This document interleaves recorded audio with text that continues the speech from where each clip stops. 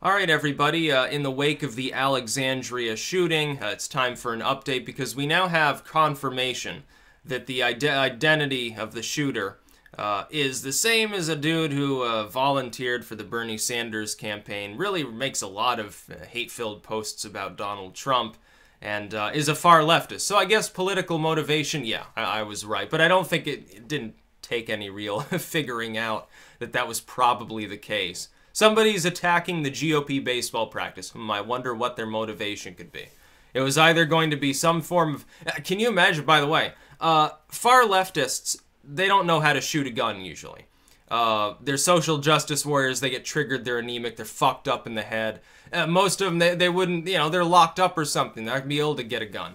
They're certainly not wealthy enough to afford any substantial firearm, maybe not even bullets, so, and not usually a problem. Can you imagine if this had been an Islamic terrorist? Here's the thing. Why was there, if the House Majority Whip hadn't been there with his security detail, there might have only been a couple of, like, policemen standing around. You've got dozens of fucking congressmen in one place and you're not providing any more security than that? So that the security detail of the one higher profile dude who's there had to respond? Holy fuck. If ever there was a lapse in security, I think we just identified one. Can you imagine if this had been an actual terrorist assault with a couple of people who actually know how to fire weapons? But then on the flip side, if you had had Chris Christie there, nobody else would have been shot because it would have blocked all the bullets. In fact, it would have blocked him from playing baseball. It would have sucked all the balls into his gravitational field and they would have been whizzing around for the next few hours as he slowly consumes more Oreos under the table because Trump told him not to do so. But we now know that the gunman was a far leftist. I'm actually vaguely surprised that it wasn't a Clintonian. I expected Clintonian. Usually the neoliberals are the ones that engage in that kind of violence. Like people who are really out there on the left, like Antifa, like communists, they get really violent. They'll shoot or bomb things.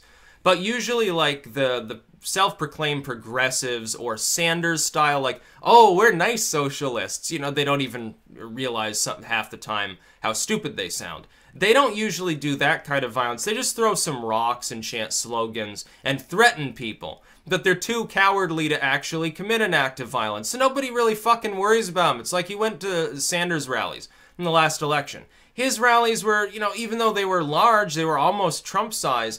There wasn't a whole lot of violence there. You go to like a Trump rally, a bunch of Clintonians show up and they're paid to do this and then they spread the violence. So I expected this was someone who was just off their rocker and listened to too much CNN. And the Republicans right now weighing in saying, well, the media's fear-mongering might have had something to do with this. I think they're probably right. I don't think that that's just, you know, a weird statement to make. I'm sure being liberal in these groups, they'll cast it off as always, oh, we're not responsible for violence. It's just a fucking peace fest on our page. We talk about how Trump is Hitler, how he's going to start a fascist uprising, and how lynching is going to come back, and gays will be lynched, and blacks will be lynched, women will be put into slavery, they'll have to die because they can't get an abortion. We're probably going into World War III. Everything's falling apart. The Republic's gone. We're all dying in flames. Okay, when you have supposedly accredited journalistic outlets, now I call them the legacy media because I realize they lie more than any independent media source possibly could. I'll watch fucking conspiracy theorists rambling about Nibiru on YouTube, and I'm probably going to get closer to the real story than I'm going to get from CNN or fucking MSNBC, Fox, all these retard groups out there, okay? So I don't pay any attention to them. But for other people, the normies, the lame streamers, they think that these are credible organizations that would totally never lie to them. Totally telling the truth. And those groups are telling millions of people who are too low info to even go digging for their own independent info. Yes, Trump is Hitler. Trump is going to kill you all. Well, no shit, there's going to be occasional violence breaking out as the result of them saying that. No shit, that's going to happen. By the way, these same groups, when the older alt media sites of yesteryear, we're talking late 2000s, early 2010s period, when they were talking about how Obama was supposedly a Muslim, socialist, Kenyan, trying to destroy the United States, gonna start a nuclear war, horrible, horrible man. These same groups, they noticed that and said, oh, well, this might cause violence among some of these, more far out there Tea Partiers. Yeah, some of them are just sort of dressing as Revolutionary War-era soldiers and carrying the Gadsden flag, but then you've got that one group over there looks a little fishy because they're constantly carrying their assault rifles and stuff like that. It could cause a little bit of violence. Won't they lash out because they think doomsday is upon them? And they talk about preppers and all that shit. Yeah, it can. And CNN and MSNBC have been doing that for 6 fucking months. What do you think's gonna happen? You're causing people who, in some cases, already have a little bit of screwiness in their mentality, anywhere from just a little bit screwy to really fucking insane, and you're encouraging them to violence by telling them that indeed they'll probably be killed by the Gestapo if they don't rise up in rank and manage to overthrow the evil fascist orange Dorito Hitler or something like that. No shit, there's gonna be some violence. No fucking shit. No, I thought it was going to be all hunky-dory when you're telling people that their nation is under attack and that everyone around them is probably going to start dropping like flies because we're being led by a totalitarian dictator. Why don't you, instead of referring to him as Dorito Hitler, why don't you use Mussolini? Because none of these social justice warriors are smart enough to even know who Mussolini is. Or Mosley or something like that. Why don't you call him Mosley? They won't know what you're referring to. They'll be like, they'll think it's someone who runs a snack company or something. Oh, he makes baked goods. Oh, that sounds better than Hitler. That's what they'll react with. It's not like any of them are smart enough to study U.S. history or world history or anything like that. They're all taking like women's studies or something like a feng shui for your minivan. That's what happens. Yeah, why don't you pacify your horde of legions of fans? All these violent leftists. They talk about how violent the right supposedly is. Every time somebody on the right does anything, all they have to do is show up and they're called violent. They're just standing there, they don't even have to say anything before they're labeled a domestic terrorist. Why don't you aim the same logic at this idiot and all of the other people who probably think exactly like him? There are probably several million people in this country who are kind of on the edge at the same level, and you're constantly encouraging them to violence. And the problem is, it's not even so much, it's not like CNN comes out and says, oh, someone should really do something about our Hitler problem or something. It's not like they dog whistle for political assassinations. No, they just say, the right. As in, anybody who is not a proven Democratic partisan or a self-proclaimed far leftist is part of some massive systemic lynch-positive problem that they need to deal with, and they're really, really worried, and they keep dog-whistling about World War III. What do you think that's going to cause? When's the last time Drudge came out and encouraged its followers to engage in such madness? Almost all the violence that we've seen over the last few years has not come from the right. It has come from the left. Now, that doesn't make me a right-winger. That makes me anti-fucking left, because I see them as a bunch of goofballs. There are violent people, and there are dumb people, and then there are partisan hacks who really, they're just getting rich giving you people propaganda. And you're too stupid to even see it. Then that's become a problem on the right, too. There are people, they make all sorts of money, and then they pretend, oh, yeah, the government regulation's keeping you poor. They don't care about government regulation. They're not going to try to do anything about it. All these so-called conservative pundits that are poisoning MSNBC and CNN, they keep making articles about how others are trying to stop it. They had a fucking petition to try to stop this at MSNBC.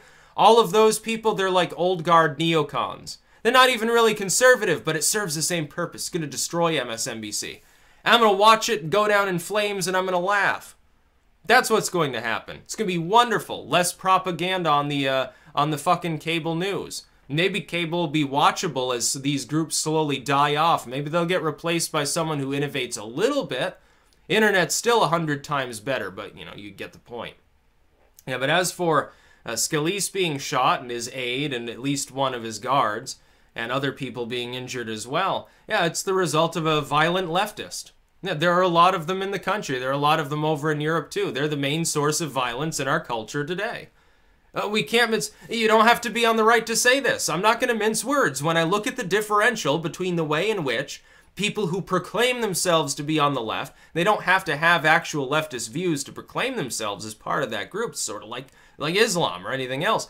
when I look at the way that they act, and when I look at the way that people who are against that act, whether they're like libertarian, alt-right, whatever they happen to be, I see the same media group that says, well, Richard Spencer had a speech today, he's filled with violence and hate, and he's obviously trying to cause a new Holocaust, and he's just sitting there in a suit fucking talking.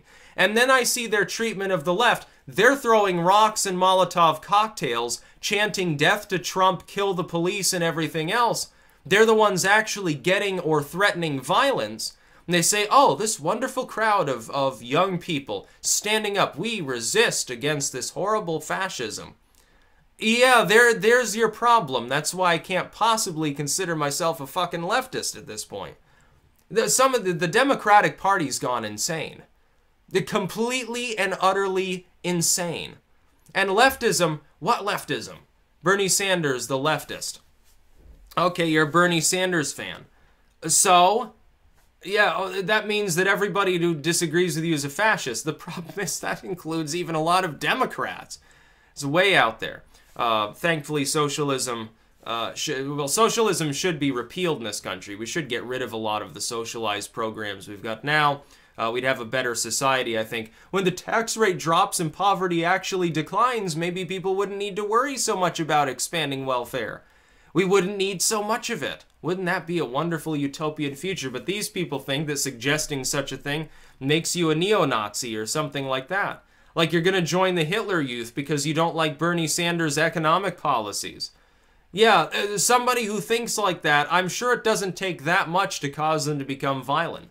They're obviously way out there. They're obviously not operating with all the marbles they need in their head at any given time already. It shouldn't be hard to push them over the edge. And so the corporate media preys upon the most vulnerable, tries to get them to become violent because it's a good story. Then they can make clickbait about it. And they can spin and use their bias and talk about how somehow this is evidence we need more gun control, but evil fascist Trump doesn't want to disarm people because he's a fascist. What the fuck sense does that make? Okay, perfect sense to me. It's the way that like the CNNs of the world operate. Can you imagine people who believe this shit? How is your mind operating? I don't get it. I can get why they spew propaganda, but why do you believe it? Like, not even a generation ago, you're like, oh, the media lies to you all the time. They love war. And yeah, they love war. They want to bring war here, apparently. That's the problem. That's about all.